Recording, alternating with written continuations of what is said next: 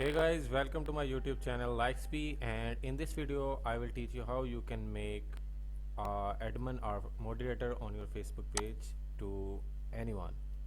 So he can manage your Facebook page for getting likes or running Facebook ads, something like that. It's very easy, just click on settings and next you can go to page roles.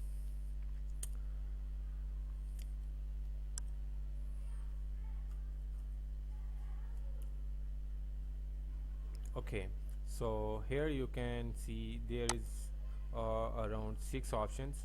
You can make anything, but you can if you want to make admin, so this guy will manage your page, and also this guy remove yourself. So if you want to secure yourself, so then you can make moderator.